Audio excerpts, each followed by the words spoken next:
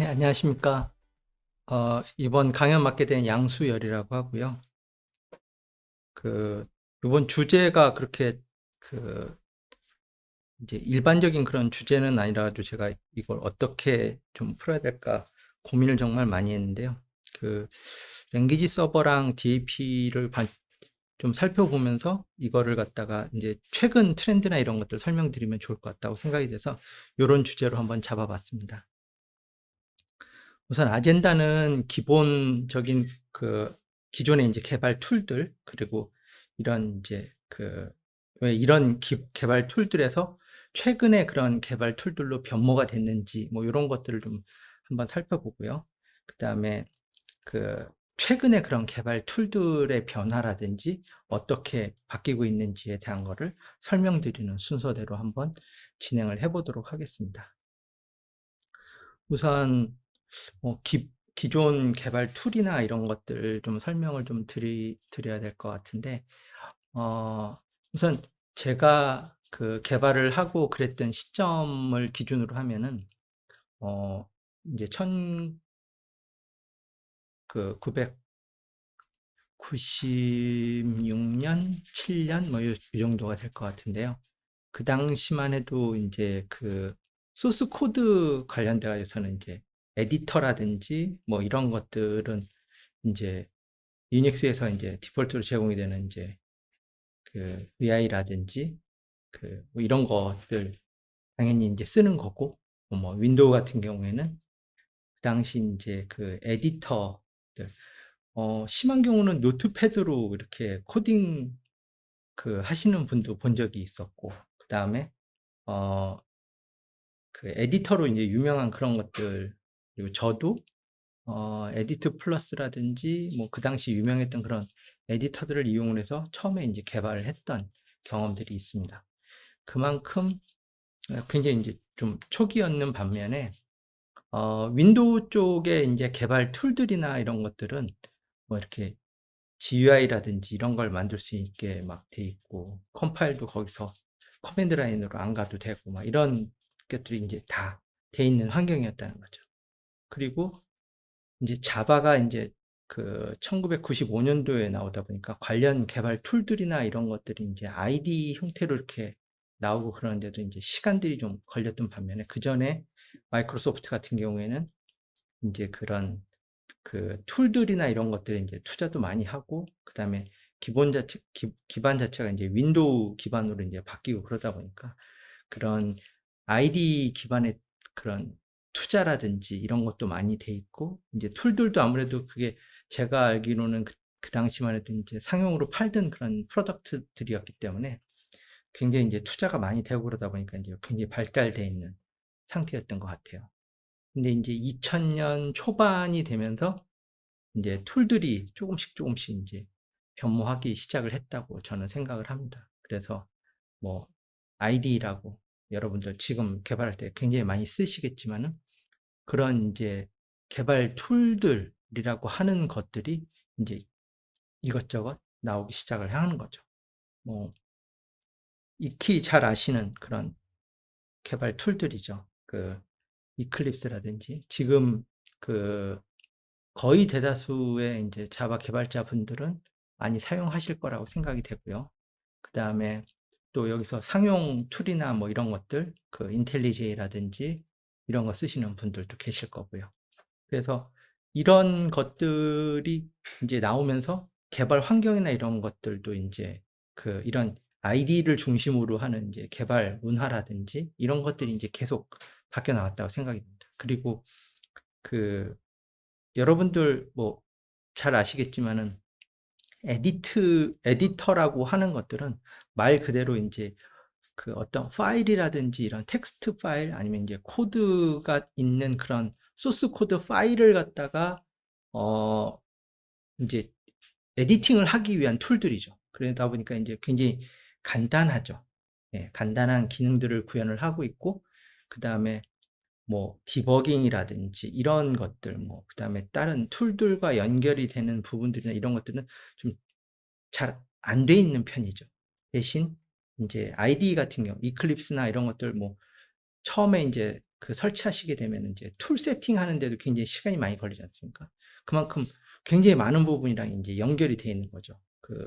뭐 이슈 트래커랑도 연결을 해야 되고, 그다음에 뭐 그 소스 이제 컨피그레이션 매니지먼트 하는 그런 툴들하고도 연결해야 되고서, 이런 것들을 이제 전부 이제 모든 걸 제공을 하는 그런 환경들을 제공을 했다고 보시면 될 것 같아요.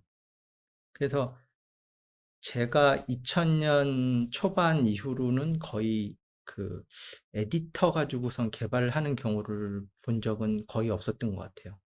뭐 이제 좀 그 뭐 건조나 뭐 이런 것들 때문에 이제 개발 툴도 뭐 VI 써야 된다고 그래서 뭐 그러시는 분들이 있긴 했는데, 그런 분들도 어 IDE 환경으로 넘어오셔서 이제 VI용 에디팅 할 수 있는 그런 그 플러긴을 깔아서 쓰신다든지 뭐 이런 형태로 이제, 그래도 개발 환경 IDE 쪽으로 넘어오는 것들에는 전혀 이제 이견이 없었다는 거죠.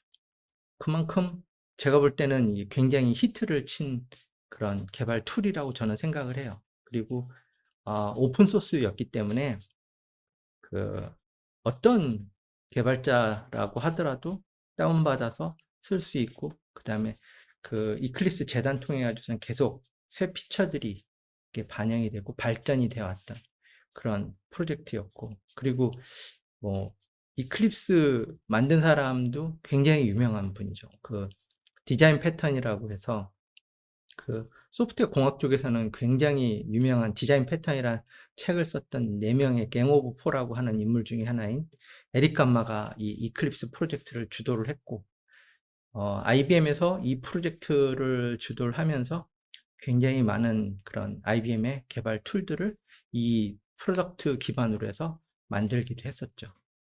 그리고 지금 그 에릭 감마가 그 IBM에서 마이크로소프트로 이직을 해서 만든 툴이 비주얼 스튜디오 코드라는 그런, 제가 보기에는 이걸 IDE라고 봐야 되나 아니면 에디터로 봐야 되냐에 대해서는 약간 좀 모호한 그런 경계가 있긴 한데, 제가 볼 때는 충분히 ID로 봐도 될 거라고 볼 정도로 굉장히 많은 생태계랑 그다음에 환경을 제공하고 있는 그런 툴이 되겠습니다. 그래서 요런 툴을 만들었던 사람이 지금 현재는 이제 그런 툴들 하고 있고, 그 당시만 해도 이 이클립스에서 제공하는 그런 기능들이 굉장히 뛰어났었다는 거죠.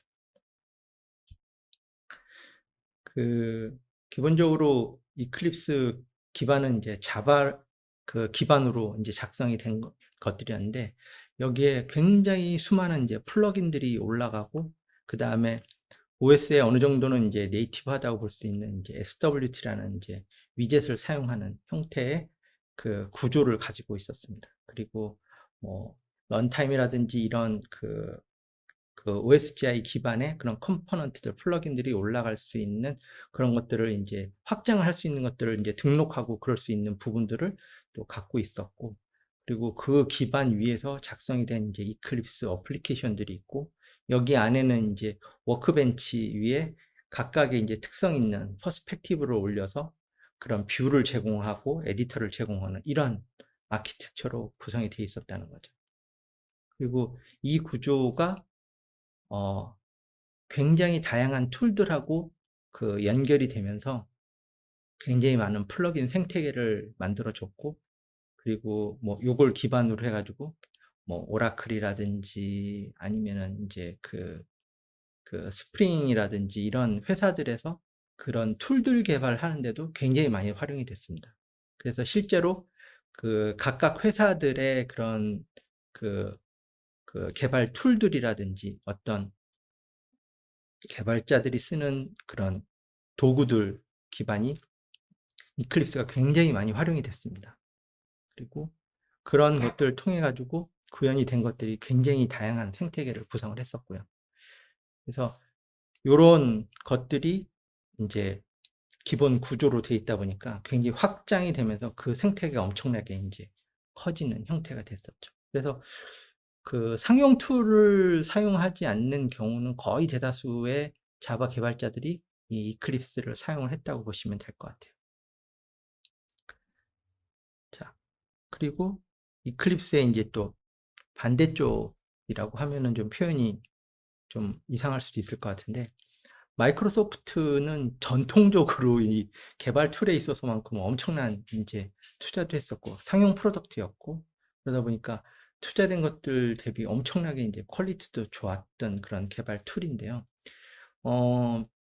아무래도 이제 윈도우 상에서 네이티브로 이제 그 구동이 되는 그런 그 프로덕트다 보니까 우선은 그 이클립스 같은 경우에는 이제 자바 기반이다 보니까 좀 뭐 구동이나 이런 거에서 어느 정도는 뭐 구동이 느린 그런 부분들이 존재했었죠. 그리고 거기 위에 올라간 이제 플러그인들이나 이런 것들이 이제 점차적으로 이제 많아지면서 그거를 이제 구동 중에 이게 로딩을 하면서 이제 그 처음 이제 기동하는데 이제 시간도 많이 걸리고, 그 다음에 플러그인 추가가 많이 되면서 이제 좀 느려지고 그러는 부분들도 이제 존재를 했었죠.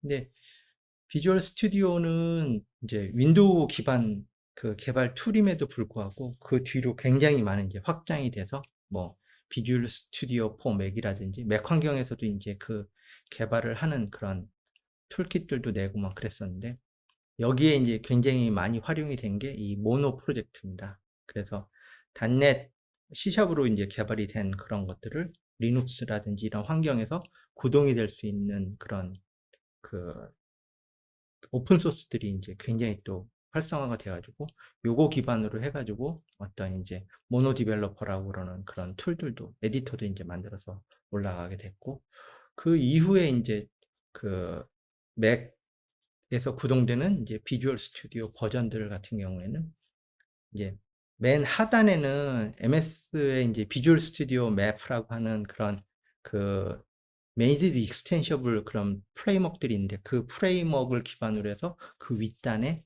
그 이런 API라든지 로레벨 이제 데이터 스트럭처라든지 뭐 이런 것들이 올라가고, 그 위에 또 이제 다른 랭귀지 서비스들과 이제 로슬린이라고 지금 그 이번 강의 때 굉장히 제가 중요하게 생각을 하고 좀 여러분들도 관심 가져줬으면 하는 그런 프로젝트들을 레이어가 또 존재를 하고요. 그 위에 이제 상위 레벨의 그런 에디터 피처들이 이제 올라가고, 요 위에 이제 네이티브한 그런 에디터 UI가 올라가는.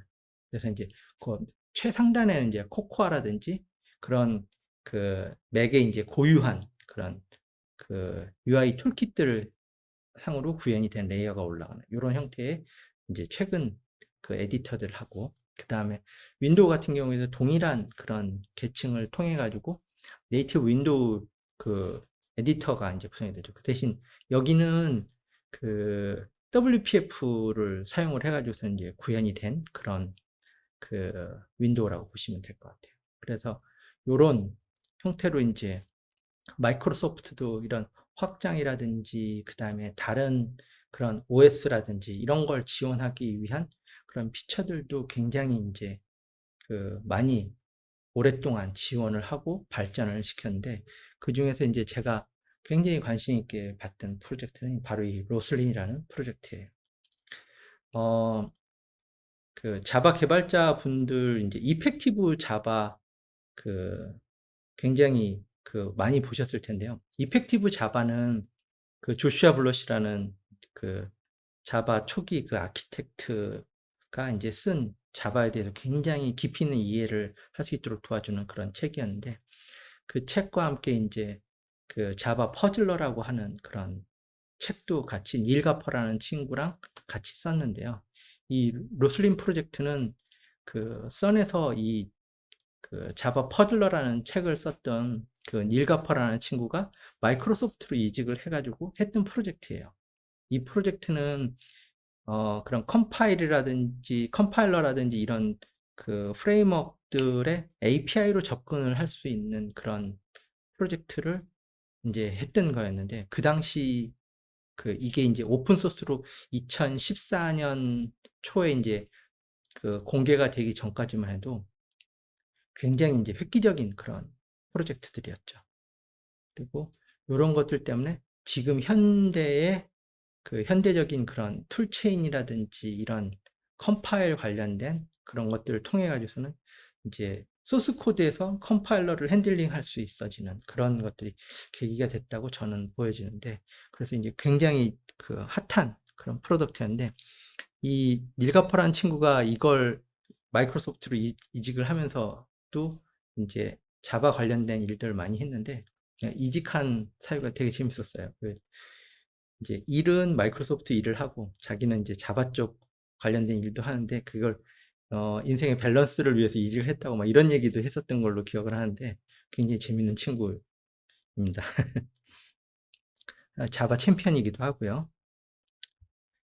자, 이 로슬린 프로젝트라는 게 어떤 거냐면, 기존에 이제 컴파일을 해서 어떤 바이너리를 만들어내는 과정들은 소스 코드를 이제 파서가 파싱을 하고 뭐 심볼이라든지 메타데이터들을 합쳐서 그다음에 바인딩을 해서 이제 특정 바이너리를 내는 이런 과정들을 하는데, 보통의 경우는 뭐 아시는 것처럼 컴파일을 하게 되면 그 컴파일을 하고 난 결과물들을 저희가 그 보는 거지, 기존의 그 컴파일하는 각 과정별로 어떤 일이 일어나는지, 뭐 어떤 과정을 거치는지, 그 다음에 2단계에서 그 컴파일의 각 단계별로 어떤 핸들링을 하거나 그러는 것들이 불가능했었죠. 근데 이 로슬린 프로젝트에서 추구를 했던 거는 이 컴파일러를 API로 제어를 하는 그런 부분들이었어요. 그래서 뭐 이런 신텍스 툴이라든지 이런 것들을 API로 접근하고, 심볼이나 이런 것들도 API로 접근하고, 바인더도 그, 그 API로 접근을 하고, 뭐 이럴 수 있도록 API로 그 컴파일러라는 것들을 전부 접근을 할 수 있도록 해준 그런 프로젝트였던 거죠. 예. 그리고 이것들이 나중에 제가 설명하고자 하는 그런 주제에 관련된 것들의 가장 근간이 되기도 합니다. 그리고 지금도 이제 자바도 이제 그런 컴파일러나 이런 것들에 이제 어떤 그 접근을 하거나 할 수 있는 그런 API나 이런 것들을 이제 지금 제공을 하고 있죠. 그래서 그런 것들이 양측에서 지금 전부 진행이 됐다는 거죠. 그만큼 이것들이 그 당시 이제 마이크로소프트에서 이제 오픈을 하기 전까지만 해도 이제 몰랐죠. 이거 프로젝트를 한다는 것들만 알았었는데, 이게 굉장히 많은 시너지를 내게 됩니다. 자, 이런 툴들, 그리고 굉장히 그 잘 발달된 그런 생태계도 갖고 있던 이 개발 툴들에 어떤 일이 발생을 했을까요?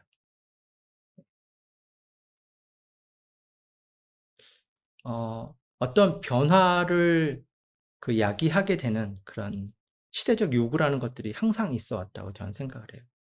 그 컴퓨터들도 보면은 그 PC 기반의 그런 컴퓨팅 환경에서 이제 웹 환경으로 바뀌고 막 그러는 것들 경험을 해보셨을 텐데, 그리고 이제 웹이었다가 이제 또 모바일로 바뀌고, 모바일에서 또 웨어러블이라든지 IoT로 계속 변모하는 것들을 이제 봐오셨을 텐데, 자, 그러면은 이런 개발 툴들이나 이런 데서 이제 어떤 그런 요인들 때문에 이렇게 이제 변모를 하게 됐는지를 한번 살펴보도록 할게요. 이 ID라는 것들은 굉장히 오랫동안 개발자들 통해서 그 만들어지기도 했고, 그 다음에 사용도 되고 있었어요. 그리고 그 생태가 계속 확대를 해나가고 있었는데, 이 아이디가 어떤 것들 때문에 최신의 그런 트렌드로 변모를 하게 됐느냐. 자, 첫 번째는 아까도 잠깐 이제 설명을 드렸던 것처럼 그 웹이 아닌 그런 시스템들을 지금 저희가 볼 수 있는 시스템들이 거의 없지 않나 싶어요. 네이티브 그런 UI로 작동이 되는 그런 생태계들도 존재하고, 모바일 같은 경우에도 모바일 앱들이 있는 반면에 지금도 거의 굉장히 다양한 그런 사이트들에서 모바일 앱도 만들지만 모바일 웹도 지금 만들고 있는 거죠. 그만큼 웹이 그 모든 플랫폼과 모든 OS와 모든 환경에 없는 데가 없어요. 그리고 W3C에서 요즘 나오는 그런 스펙들이나 이런 것들을 살펴보시면은, 자동차의 대시보드라든지 이런 데에 사용할 수 있는 웹 인터페이스를 지금 표준이나 이런 것들로 제정하는 작업들을 자동차 회사들과 또 하고 있어요. 이렇게 되면 자동차 내에 이제 웹 서버 하나가 존재하고, 이 웹 서버가 그 3G라든지 그 뭐 4G, 5G랑 연결을 해서 다른 외부의 서비스와 자동차를 연결해주고 그러는 이제 환경으로 변모가 되겠죠. 그만큼 웹이 엄청나게 이제 대세로 바뀐 거죠. 하지만 보셨던 것처럼 그 이클립스라든지 마이크로소프트의 비주얼 스튜디오 같은 경우에는 네이티브 앱 그런 어플리케이션에 가깝죠. 각각 플랫폼들에서 작동을 하는. 자, 그러면 이제 이 웹으로 전환을 하는 것들에 대해서 이런 개발 툴들도 이런 웹 환경에 이제 발맞춰서 어떤 변모를 해야 되는 그런 환경들이 이제 제기가 되고 있는 거죠. 그리고 또 하나 이제 굉장히 큰 이슈죠. 지금의 개발되는 거의 모든 인스턴스가 온프레미스에 새로 디플로이가 되는 그런 서비스들이 그렇게 많을까요? 지금 새로 생기는 스타트업이나 이런 데서 저처럼 서버에다가 뭐 IDC에다가 상면을 받고 서버를 집어넣고 거기다 OS 세팅을 해가지고 거기다 이제 OS 깔고 뭐 자바 관련된 것들을 설치해가지고 인스턴스를 띄우는 서버 형태로 쓰는 친구들은 저는 제 주변에 있는 제 멘티라든지 그다음에 제가 아는 회사들 중에는 거의 없어요. 예. 스타트업들은 거의 대다수가 클라우드에서 어떤 자기네 서비스를 작게라도 올려서 그냥 지금 서비스를 하고 있고 유지보수를 하고 있어요. 예. 그만큼 이제 클라우드 관련된 그런 디벨롭이나 이런 것들이 엄청나게 이제 많아지고 있는 거죠. 그럼 이제 클라우드 환경을 IDE에서 지원을 해줘야 되는 부분들이 굉장히 커지고 있는 거죠. 그리고 지금 웹상에서 그런 협업이라든지 이런 것들을 하기 위한 그런 노력들이 엄청나게 많이 발전했죠. 구글 시트라든지 구글 닥스를 보시면은 그 접속한 접속자들이 각자 에디팅을 하게 되면은 에디팅 한 것들이 한 문서에서 공통으로 이렇게 나오는 부분들을 이제 보신 분들이 계실 텐데요. 자, 이거를 딱 봤을 때 느끼는 것들은 저거 컴플리가 안 날까? 이거 문제되지 않을까? 이런 생각이 바로 드셨을 거예요. 근데 그런 것들을 오를 정정을 해가면서 하나의 문서를 잘 만들어내고 있다는 거죠. 구글 닥스라든지 이제 마이크로소프트 오피스에서는 이제 오퍼 오퍼레이셔널 이제 트랜스포메이션이라고 그래서 이제 OT라는 기술들을 좀 사용을 했었는데 최근의 트렌드는 이 CRDT 통해서 그런 웹상의 협업이라든지 이런 것들에 대한 그걸 이제 지원을 하는 피처들로 굉장히 활성화되고 있는 거죠. 심지어 이제 리아크라든지 이런 DB들은 이런 CRDT를 이용을 해서 이제 컴플릭이 안 나게 하는, 그러면서 이제 데이터를 복제하는 이런 기반들을 갖다가 지금 이제 오픈 소스나 그런 인프라로서 또 이제 활용이 되고 있는 거죠. 자, 이런 것들이 이제 계속 튀어나오고 있는 거죠. 기술들도 나오고. 그리고, 어, 개발 툴들에서 이제 그런 언어를 개발 툴에서 언어를 지원하는 피처를 만든다는 것은 굉장히 큰 일입니다. 그리고 개발 툴에서 또 랭귀지가 새로 생길 때마다 여러분들 제가 처음 개발을 할 때는 거의 진영이 2개밖에 없었어요. 랭귀지 진영이. 자바 아니면 C샵. 뭐 CC++은 예외로 두고 하여튼 거의 2진영이었다는 거죠. 그래서 둘 중에 하나를 어떻게든 하면은 개발자로 일을 하는 데는 크게 지장이 없을 정도였어요. 근데 지금 같은 경우에는 웹 2.0 나오면서는 또 레일즈가 또 빅히트를 치니까 이제 루비 관련된 개발자들도 많이 생겼죠. 루비도 있죠. 그 다음에 요즘 머신러닝은 또 파이썬이죠. 예. 그렇죠? 그 다음에 인프라 쪽이나 이렇게 해서 고성능 관련된 부분들 이제 백엔드 인프라 만들고 그러는 분들은 요즘 또 고랭을 또 많이 써요. 그리고 또 이제 랭귀지들이 계속 나오고 있죠. 예. 러스트도 요즘 고성능인데 안전하다고 그래서 또 C++ 쓰시는 분들이 또 이제 많이 넘어가고 있는 그런 언어도 생기고 있고.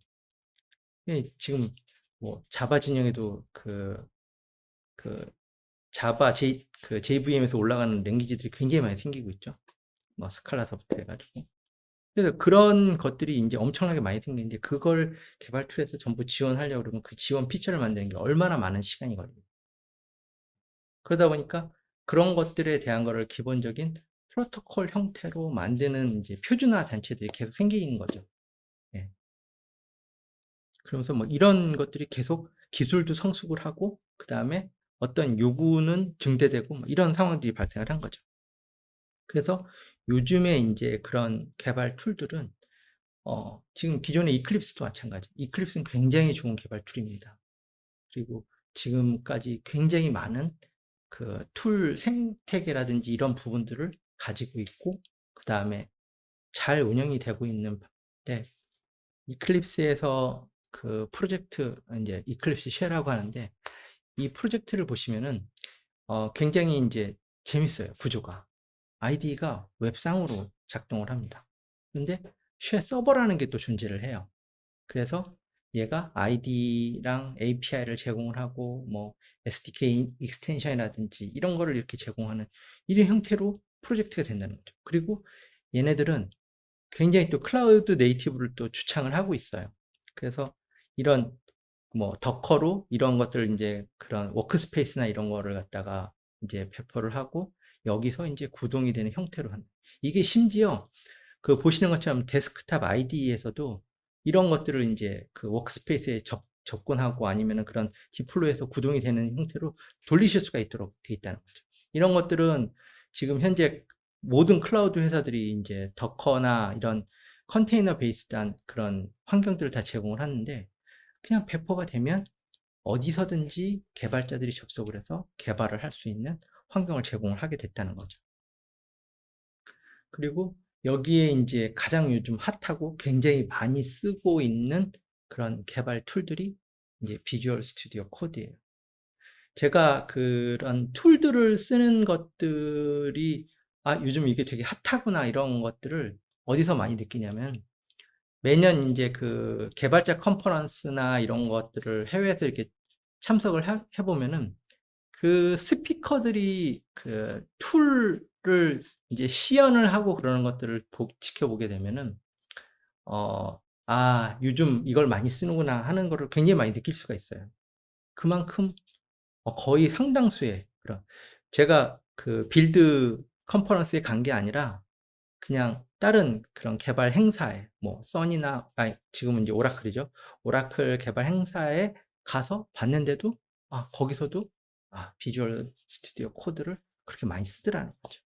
예, 연사들이.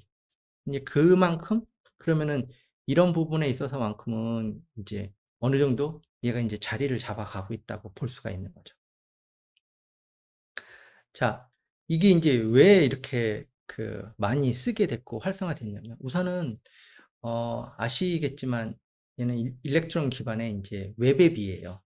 그러니까 웹 기반이고 그 다음에 그거를 갖다가 네이티브로 전환을 해서 이제 띄워준 그런 거라고 보시면 됩니다. 그래서 요 지금 보여지는 그런 화면은 웹으로 전부 렌더링이 가능하고 렌더링 된 이미지라고 보시면 돼요. 그렇다는 얘기는 아까 설명을 드렸던 것처럼 웹상으로 똑같은 화면을 보실 수가 있다는 얘기가 되는 거죠. 예. 그렇다는 얘기는 서버 클라이언트 웹 서버 자체가 서버 클라이언트지 않습니까? 그것처럼 브라우저에서 보이는 것들이 이런 개발 툴의 그런 에디팅하고 연동되는 환경들을 전부 가져갈 수 있고요. 그리고 그렇다는 얘기는 우리가 이제 비주얼 그 스튜디오 코드를 리모트로 지금 뭐 리눅스라든지 다른 시스템에 그 VS 코드 서버를 띄우고 그 다음에 저는 윈도우에서 비주얼 스튜디오 코드를 띄워서 이 개발을 해서 리모트로 개발을 하는 거죠. 그리고 거기서 서버를 구동을 하는 것들이 이제 리눅스 시스템에서 구동이 되고 러닝하고 그 다음에 리눅스 시스템에서 디버깅도 가능하게 해주는 그런 것들이 가능한 개발이 가능하다는 거죠. 이렇게 되면은 굉장히 큰 부분에서 이제 그 효율이 발생을 하는데 우선 첫 번째로 거의 그 리눅스를 노트북이라든지 그다음에 데스크탑에 깔아 가지고 개발을 하는 경우는 그렇게 많지 않습니다. 굉장히 뭐 리눅스에 프렌들리하신 그런 분이 아닌 이상에는 그런 경우는 굉장히 드물어요. 그런데 그러면 이제 윈도우에서 개발한 컴파일하고 그다음에 작성된 것들이 뭐 자바가 아무리 이제 그 멀티 플랫폼에서 구동되는 걸 전제로 만들어졌다고 하더라도 어 윈도우에서 잘 돌아가는 것들이 리눅스에서 안 돌아가는 경우도 많아요. 그러면 여러분들이 그런 얘기 하실 수가 있겠죠. 아, 그러면은 윈도우에서 컨테이너 띄워가지고 거기서 확인하면 되잖아요.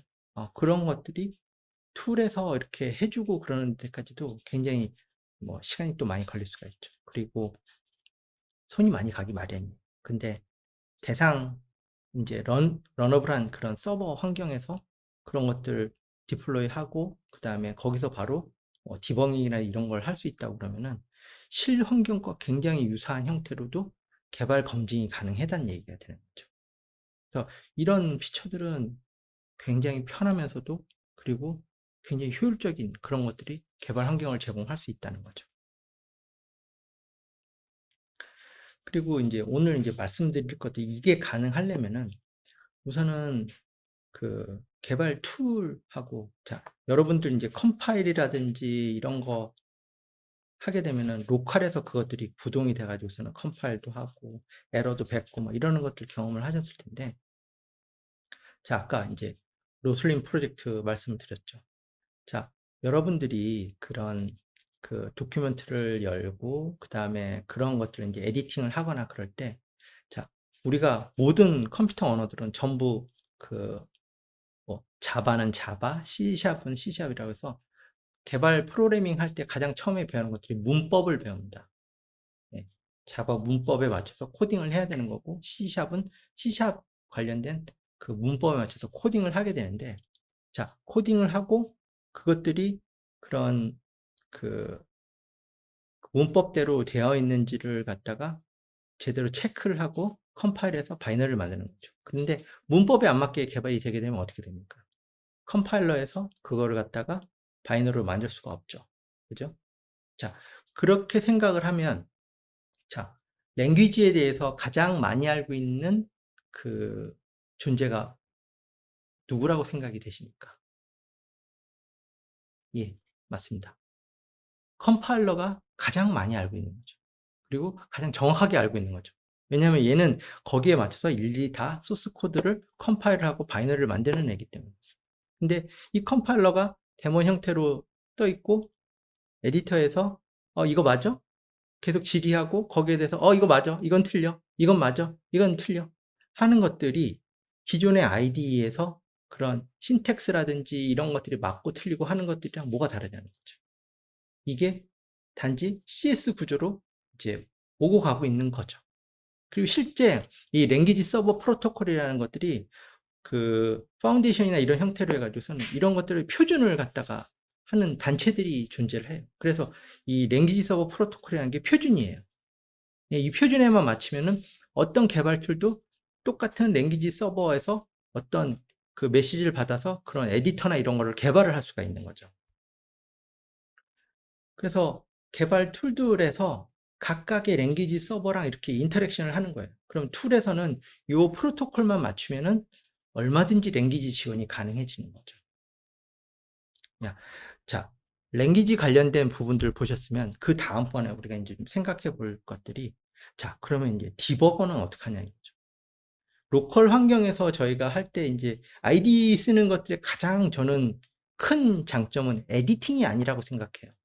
에디팅 되고 뭐 문법적 에러가 나든지 아니면 그 다음에 뭐 참조나 이런 것들이 잘못되어 있거나 그런 것들을 해주는 것들은 어, 에디터에서도 일정 부분 지금 해주고 있는 부분들이라고 생각을 해요.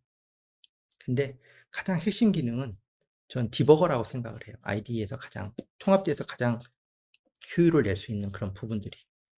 근데 뭐 여기서는 이제 뭐 소스라든지 뭐 함수라든지 뭐 이런 것들 인라인 브레이크포인트라든지 이런 것들을 이제 디버거에 이런 기능들이 다 제공을 하고 있죠. 예? 그리고 뭐 이렇게 그런 거 보셨을 거예요. 뭐 에디터에서 이렇게 커서 이렇게 올리면은 거기에 이제 값들이나 이런 것들을 보여주고 하는 그런 부분들이라든지, 그 다음에 이제 멀티 프로세스나 멀티 스레드 환경에서 거기 스레드에서 지금 값들이 어떤 걸 갖고 있는지 뭐 이런 걸 본다든지, 뭐 이런 것들이죠. 그리고 뭐 데이터 스트럭처가 복잡한 것들에서 그 값들 뭐 들어있는지 본다든지, 뭐 이런 것들이죠. 그리고 뭐 코드에서 이제 그런 값들이나 이런 것들 변경되는 것들을 이제 워치라고 해서 이렇게 따라다니면서 볼 수 있도록 하는 그런 기능들이라든지. 그 다음에 뭐, 요즘은 또, 레프리라고 그래가지고서는 이렇게 파이썬처럼 인라인에서 이렇게 치면 바로 이렇게 결과값 내주고 뭐 그런 환경들이 자바도 지금 지원을 하고 있어요. 그래서 그런 환경에서 이렇게 하려고 그러면 이제 인터랙티브하게 뭔가를 갖다 이제 완성을 해준다든지 뭐 이제 디버깅을 해준다든지 이런 것들도 해줘야 된다는 거죠. 그리고 로그 포인트라든지 이런 것들 잡아가지고 해준 이런 기능들을 구현을 해야 되는데 이게 랭귀지 하나에서 이런 모든 피처를 다 구현을 해줘야 되는 거죠. 근데 이게 보통 큰일이 아니죠. 자, 우리가 뭐 IDE가 됐든, 그다음에 뭐 에디터가 됐든, 그다음에 뭐 다른 툴들 마찬가지. 뭐 노드를 사용을 해. 그다음에 뭐 파이썬을 개발을 해. 그러면 IDE에서 이런 것들 디버거 제공을 해야 되겠죠. 그러면은 이 디버깅 하는 것들은 또 그 디버거들 파이썬 디버거 만들어야죠. 그다음에 노드.js 관련된 자바스크립트 관련된 또 디버거 만드셔야 되겠죠. 그리고 이게 IDE나 그다음에 에디터라든지 이런 데랑 그 환경이 또 다르니까 또 각자 이렇게 또 구현을 해줘야 돼요. 다른 개발처도 마찬가지예요. 뭐 파이썬 디버거라든지 C# 디버거를 아까 제가 말씀드렸던 그런 피처들을 전부 이 툴들에 이제 적용을 해야 되는 것들이죠. 그러면 이게 툴 하나 할 때마다 이제 이런 것들을 디버거를 다 붙여줘야 되는 상황이 발생을 하는 거죠. 근데 아까 우리 이제 랭귀지 서버 한번 구경하셨죠? 근데 이게 이렇게 된다고 가정을 해봅시다. 예. 자, 프로토콜 통해 가지고서는 이런 그 디버거 어댑터라든지 이런 프로토콜 통해서 어댑터가 있고 그 다음에 그런 디버거가 이렇게 존재하는 형태가 되면 얘네들은 굉장히 제너릭한 그런 디버거 레이어만을 이 DAP 프로토콜에 맞춰서 구현을 하게 되면 툴들에서는 이게 다 지원이 가능해지는 거죠. 그래서 얘도 마찬가지로 이제 어댑터 통해서 이 디버거에다가 이런 것들 물어보고 갖고 오고 이런 거를 스레드면 스레드, 뭐 스택이면 스택 이런 스코업들을 이제 그 변수라든지 이런 거에 맞춰가지고 다 하실 수가 있는 거예요. 그리고 실제 이런 표준들이 존재합니다. 네, 그래서 최근에 어떤 그런 툴들을 만드는 데들에서는 전부 이런 프로토콜을 기반으로 해서 범용적인 디버거를 만들고 그런 랭귀지 서버 어댑터를 만든다고 보시면 될 것 같아요. 자, 이게 또 마지막으로 제가 이제 이런 툴들 얘기를 하면서 이제 그 마지막에 거의 대다수의 논란이 되는 것들이 자, IDE냐, 그럼 이런 에디터냐에 대한 이제 선택의 문제들이 이제 발생을 하는데 지금의 에디터들이 이제 기능도 많아지고 이제 그런 생태계나 이런 게 확대가 되면서 제가 볼 때 이제 경계가 상당히 좀 모호해지고 있다고 생각이 돼요. 그리고 이제 어디서나 이렇게 접속을 해가지고 코딩을 할 수 있는 그런 환경들이나 기술들은 굉장히 많이 발전이 되어 있는 거죠. 그래서 어딜 가시더라도 뭐 클라우드 아이디라고 해서 이제 브라우저만 웹으로 띄울 수 있는 환경이면은 인증만 거치면 이제 클라우드 개발이 가능한 그런 형태로 계속되고 있고, 그 다음에 이런 컴파일 테크놀로지도 이런 생태계 확장 통해 가지고서는 계속 지원하는 피처들이 늘어나고 있기 때문에 뭐 툴이나 이런 것들 잘 쓰시고 그 다음에 이 툴 생태계에서 자기가 좀 뭐 필요한 것들을 만드시겠다는 그런 분들은 요런 그런 표준적인 그런 기반들을 활용을 하셔가지고 개발을 하시면 많이 도움이 되실 거라고 생각이 돼요. 효율 측면에서도. 자, 제가 오늘 드릴 말씀들은 한 요 정도까지 하고요. 그 다음에 Q&A는 이후에 저희 이제 Q&A 세션이 있으니까 그때 또 진행을 하도록 하겠습니다. 자, 오늘 세미나에 참석해 주신 분들 감사합니다.